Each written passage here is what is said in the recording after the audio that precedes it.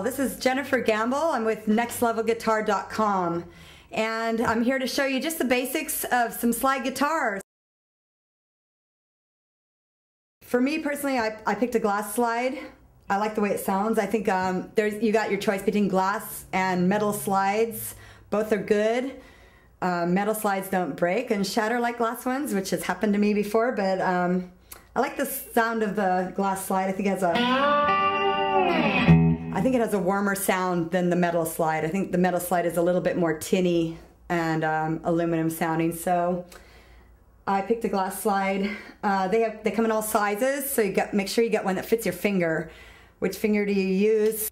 Usually don't use your first finger because you want to keep that free to play chords and things. Some people use their middle finger, not very many, but some do. Joe Walsh uses his middle finger, and that leaves his third and fourth fingers free and his first finger to play chords.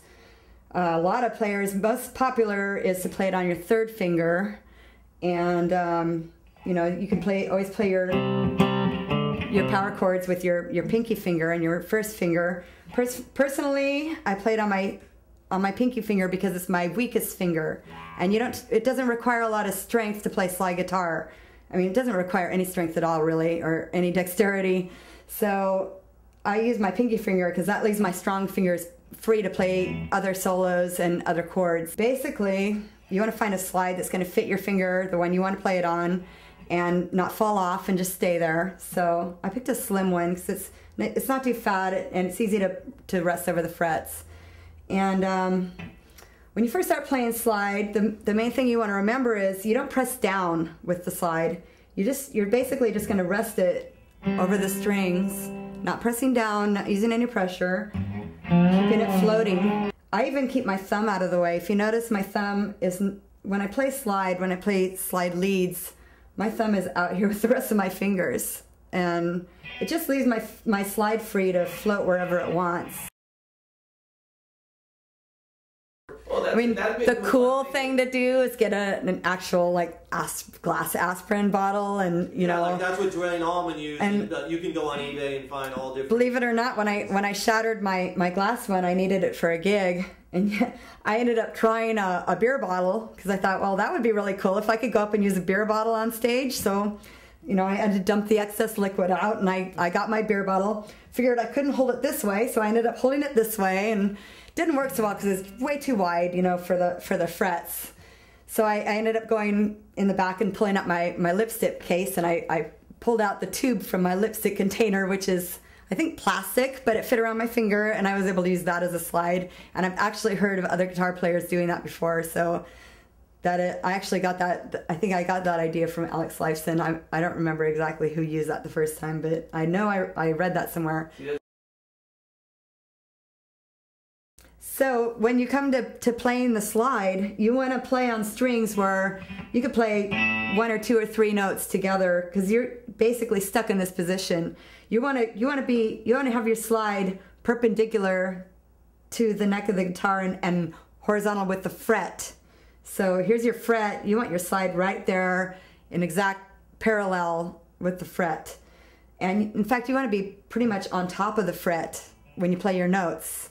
You don't want to be behind the fret because you're going to get a little twanginess. You don't want to be in front of them. The notes are going to be off. So you want to be right on there, and you don't want to press down. So you're just, you know, you're just touching the string with the slide. So here you're playing, I'm just playing right on top of that fret at the 5th fret. Listen if I slide down a little bit. See how it's off? You want to be right on top of that fret. I'm playing the 2 middle strings right here. If I slide up a little bit, off. Okay, so you want to be right on that fret. You don't want to be angled. You got bad notes again, okay? So you want to be right in parallel with your frets. You're doing your lick.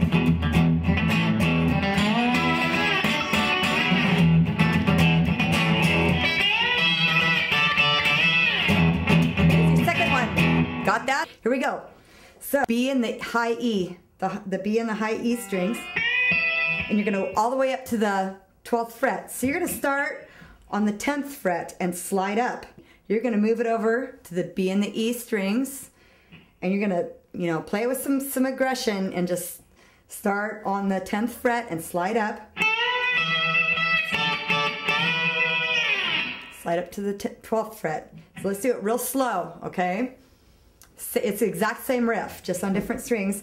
So you want to mute everything else except for your B and your high E, okay? With your right hand, just kind of rest your palm there and pluck your B string. You're going to start with your B string on the 10th fret and slide up. So slide up on the B, slide up from the 10th fret to the 12th, and hit your E when you get up to that 12th fret. You might want to up check that with your pick, up pick. Or you could do a whole chord. I don't recommend going down. Do it up pick. So sliding up from the 10th fret to the 12th on the B string. Hit that up pick on your high E, and then go from there. Lift your slide off the neck, mute your strings, press it back down to where you started on the 10th fret, and then just do that rhythm, plucking down 2 times, and on the 3rd time, slide up. Got that? So it'll be something like this.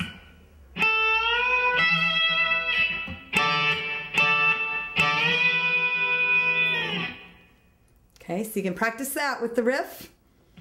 Go from the riff.